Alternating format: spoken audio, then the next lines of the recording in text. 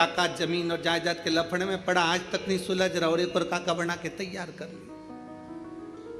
नहीं साहब ये हमारी बुआ है, नहीं साहब ये हमारा ये है, नहीं।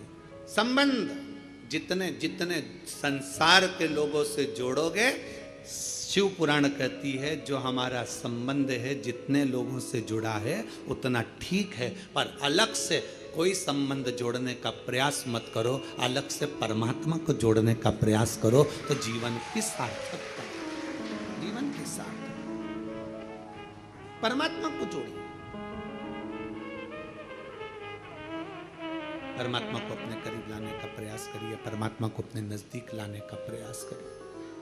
परमात्मा को अपने करीब में जितना जितना लेकर आओगे उतना उतना सुख और शांति आपके जीवन में आती चली जाए, उतनी शांति उतना सुख। शिव महापुराण की कथा के माध्यम से 3 दिवसीय शिव चर्चा का यह सुंदर संवाद आज तृतीय दिवस है, विराम का दिवस है। स्मरण रहे, संसार से, संपत्ति से और संबंधों से शांति की अनुभूति नहीं है। संबंध भी हमको अशांति देते हैं। किसी ने कुछ कह दिया, मन अशांत हो गया, किसी ने कुछ बोल दिया, मन अशांत हो गया, कहीं किसी ने कुछ कहा, अपन घर से निकल कर चले गए, मन अशांत हो गया। अच्छा, जरा सा विवाद हुआ, लोग घर छोड़कर चले जाते हैं। हमको यह समझ में नहीं आता कि घर में तुम रहकर भी शांति का अनुभव नहीं कर पाए तो क्या छिपरा जी के तट पर जाकर, गंगा जी के तट पर जाकर, नर्मदा जी के तट पर जाकर, किसी तीर्थ में जाकर, सबको छोड़कर अकेले घर से निकलकर, घर के बाहर जाकर क्या तुम्हें शांति मिल जाएगी? जम के बोलो जरा, नहीं मिल सकती। घर छोड़कर शांति का अनुभव नहीं हो सकता।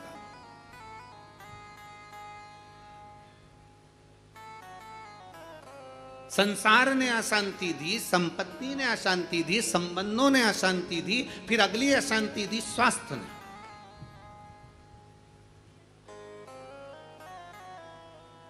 घुटने दुखने लगे, कमर दुखने लगी, पीठ दुखने लगी, अशांति होने लगी। अब मैं बहुत बीमार रहने लगी, मेरे जीवन का क्या ठिकाना गुरुजी, मेरी जिंदगी का क्या ठिकाना।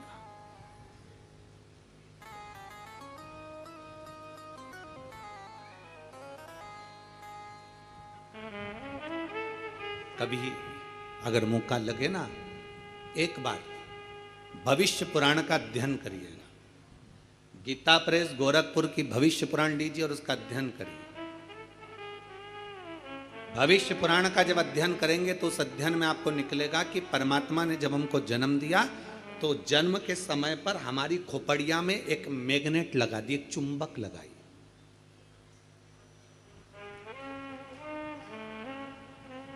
परमात्मा ने हमारी खोपड़िया में, हमारे मस्तिष्क में, हमारे भेजे में, हमारे सिर के अंदर, हमारे मस्तिष्क में एक चुंबक लगा। कभी अगर भविष्य पुराण पढ़ें तो उसमें अध्ययन करिएगा, हमारे मस्तिष्क में एक चुंबक परमात्मा ने जन्म के समय पर, पैदा होने से पहले, हमें बनाने से पहले, माता के गर्भ में जब हम पड़े हुए थे, हमारा मस्तिष्क बन रहा था तो इसमें एक चुंबक फिट कर दिया। इसलिए मरने के बाद जब अंतिम संस्कार होता है, अंतिम संस्कार में जब मुर्दा आधा जल जाता है तो उसकी खोपड़िया को फोड़कर कपाल क्रिया करी जाती है। आपके इधर करते कि नहीं करते वो हमको नहीं मालूम। हमारे इधर की रीति है, बांस में लोटा बांधकर उसमें घी भरकर उसके घर के बेटों से, उसके पोता पोती से वहाँ पर खड़ा करवा के पोते से खोपड़िया में वो डंडा पड़वा कर वहीं घी उंडेलवा कर डंडे को फेंक दिया जाता, उस बांस को फेंक दिया जाता। देखा है आप लोगों ने इसको?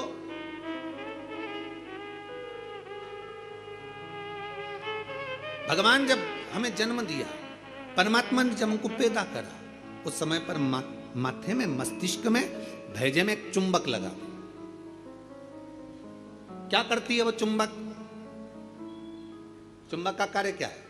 चुंबक का कार्य है, अगर आपने पैसा पैसा पैसा पैसा सोचा विचारा, दिन रात पैसे पैसे में लिप्त रहे, तो व्यक्ति वो मस्तिष्क में जो चुंबक लगी है वो पैसे को अपनी ओर खींचती है। मतलब मनुष्य पैसे को आसक्ति के रूप में अपनाना प्रारंभ कर दे। अब चुंबक का दूसरा कार्य क्या है? अगर किसी बुरे व्यक्ति में बुराइयां देखोगे तो वो बुरे व्यक्ति की बुराई तुम खींचते चले जाओगे। वो तो ऐसी, वो तो वैसा, वो तो वैसा, हर व्यक्ति में बुराई, क्योंकि तुम्हारे भीतर में जो भेजे में चुंबक भरी है वो बुराइयां ही खींचेगी। और अगर तुमने किसी व्यक्ति में अच्छाई देखना प्रारंभ कर दी तो तुम्हारे मस्तिष्क में जो चुंबक लगी है वो दिन रात हर व्यक्ति में अच्छाई को ढूंढना प्रारंभ कर देगी, अच्छाई खींचना प्रारंभ।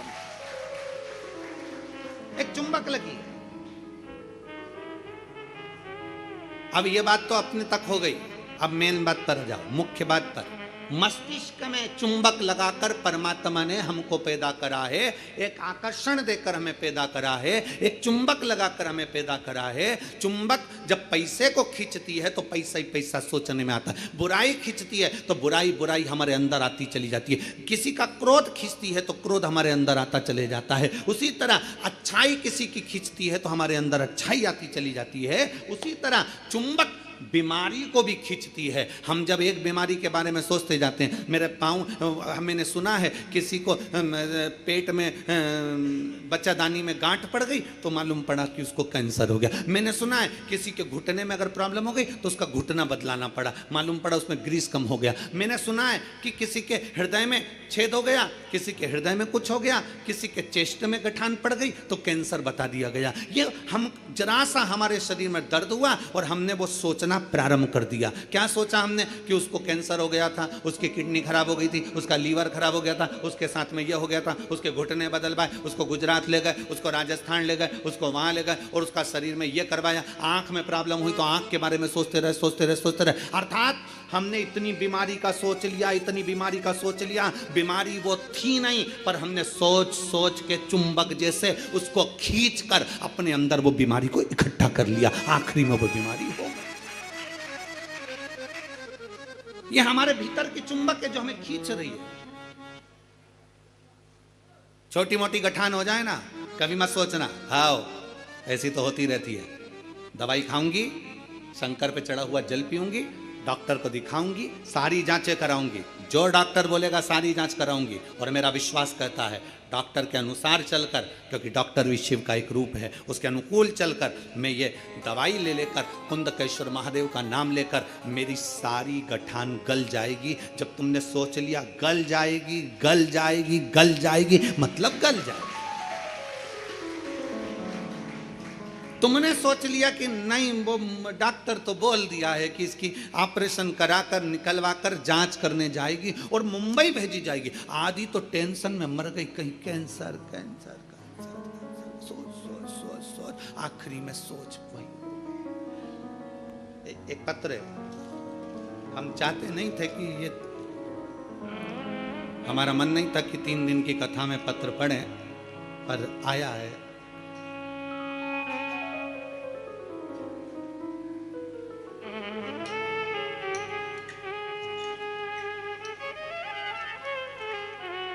मैं किंजल, उम्र मेरी 13 वर्ष है, जालोर से आई हूँ। कहीं बैठी हैं? आप ही हैं बेटा?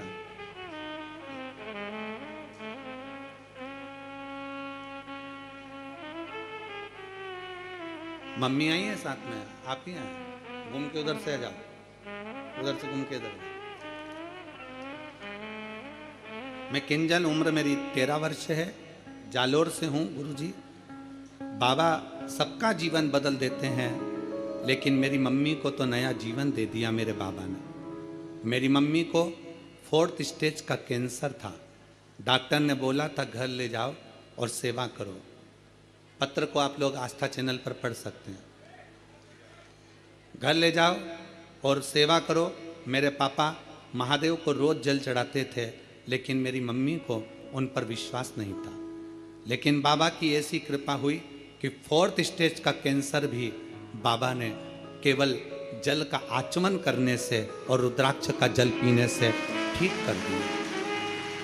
4th स्टेज का कैंसर भी बाबा ठीक कर दिया।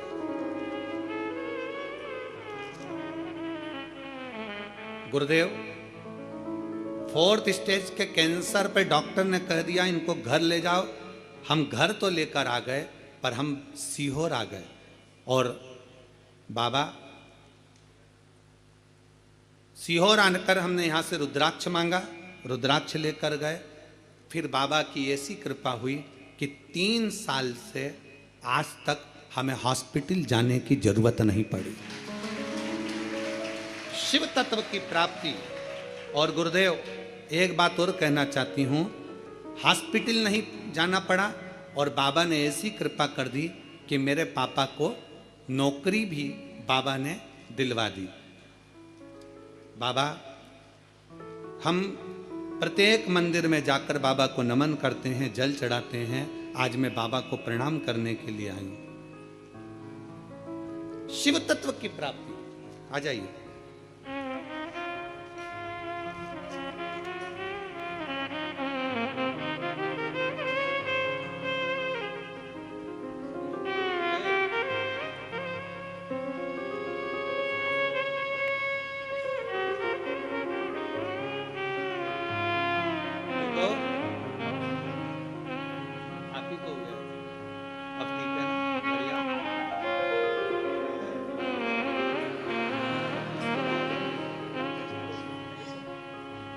खुश हो जाओ, बिल्कुल ठीक है ना।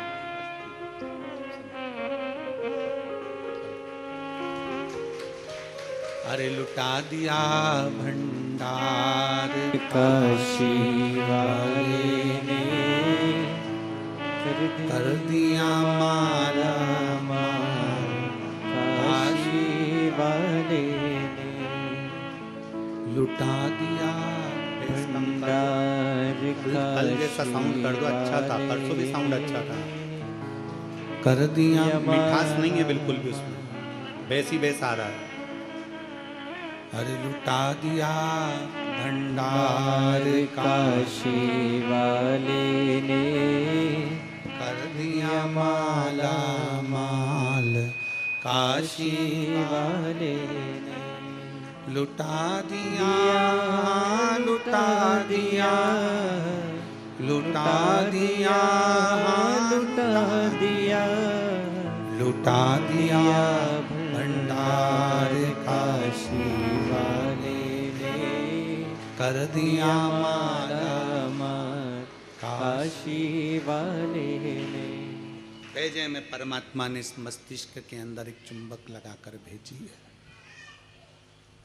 अच्छा सोच रहे हो, अच्छा होगा। बुरा सोच रहे हो, बुरा होगा। किसका बुरा होगा? आप दूसरे का बुरा सोच रहे हो ना, उसका कभी बुरा नहीं होगा। बुरा किसका होगा? जो सोच रहे हैं हम, वो हमारा ही बुरा होगा। चुंबक लगी है इस मस्तिष्क में, इस भेजे में। घुटने में दर्द है ना, ये कभी विचार मत करो कि मेरा ऑपरेशन होगा, मेरा घुटना बदलना पड़ेगा, ये करना पड़ेगा, वो करना पड़ेगा। डॉक्टर से मिलो, डॉक्टर से दवाई भी लो, सब कुछ करो। पर यह विचार करो कि मैं डॉक्टर के पास जाऊंगी, भगवान का भजन करूंगी, शंकर के मंदिर जाऊंगी, एक लोटा जल चढ़ाऊंगी, बेलपत्र चढ़ाऊंगी और जल बेलपत्र चढ़ाकर उसका पान करूंगी और यह मेरा विश्वास कहता है कि मैं ठीक होऊंगी। मुझे घुटना बदलने की जरूरत नहीं पड़ेगी, मुझे कोई कार्य करने की जरूरत नहीं पड़ेगी और मैं ठीक हो जाऊं। यह मेरा विश्वास कहता है, यह मेरा भरोसा कहता है।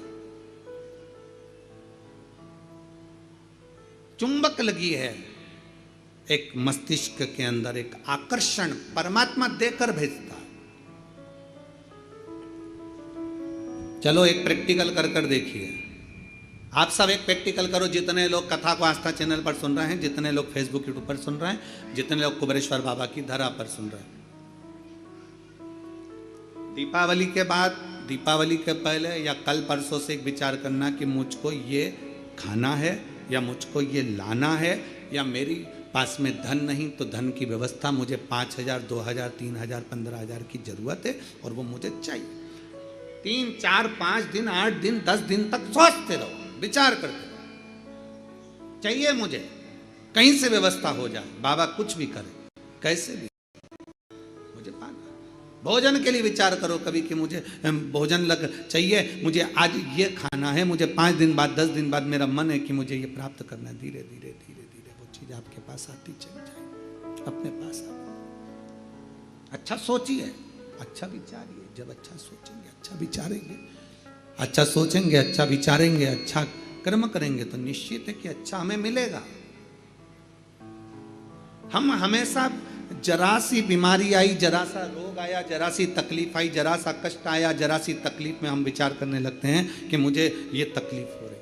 तो शिव महापुराण की कथा कहती है, शिव तत्व कथा है, 3 दिन की शिव चर्चा कुबेरेश्वर बाबा की पवित्र कंकर शंकर की धरा पर जो हो रही है, उसमें आज विराम दिवस की कथा कहती है। अशांति हमको संसार भी देता है, अशांति हमको संपत्ति भी देती है, अशांति हमको संबंध भी देते हैं, और अशांति हमको स्वास्थ्य भी देता है। हम सोचने में पड़ जाते हैं, मुझे ये प्रॉब्लम हो गई, मुझे ये तकलीफ हो गई, मुझे ये कष्ट हो गया, मुझे ये तकलीफ होती चली जा रही, हमारे भीतर से अशांत होते चले, भीतर से हम अशांत होते चले जा रहे। शांति गई। 4 स्थान अशांति के तो ये बता दिए, और 5वें नंबर पर बता दिया संतान। 5वें नंबर पर कहा कि संतान भी अशांति दे जाती है। संतान, इसलिए शिव महापुराण की कथा कहती है, पुत्र के लिए किया गया कर्म है और बेटी के लिए किया गया धर्म है। धर्म है, पुत्र के लिए करना, ये तुम्हारा कर्म है। मेरे को दुकान लगाना है, बच्चों को सेटल करना है, बच्चों को ये करना है, बच्चों को वो करना है, मेरे बेटे के लिए ये व्यवस्था करना है, मेरे बेटे की शादी करना है, मेरे बच्चे के लिए ये करना है। पुत्र के लिए करा गया ये कर्म है।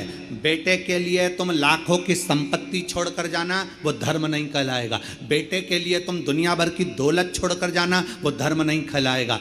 पर बेटे के लिए अगर कुछ कर रहे हो, उसको अगर लैपटॉप दिला रहे हो, ये कर्म है। उसको मोबाइल दिला रहे हो, ये तुम्हारा कर्म है। तुम अगर बेटे के लिए जमीन कर रहे हो, ये तुम्हारा कर्म है। अगर बेटे को तुमने दुकान खोली, ये तुम्हारा कर्म है, क्योंकि तुम पिता हो, बेटे के लिए करना पड़ेगा। माँ अगर बेटे के लिए रकम बनवा रही है, ये कर्म है। बहू के लिए कुछ कर रहे हो, ये तुम्हारा कर्म है। बेटे के लिए जितना करा वो कर्म है। गाड़ी लाए, कर्म है, क्योंकि बेटे के लिए लाना पड़ेगी, बहुओं के लिए लाना पड़ेगी, मकान बनाना पड़ेगा, जमीन करना पड़ेगी, जायदाद करना पड़ेगी, ये सब कर्म की गिनती में आ गए। ये सब कर्म।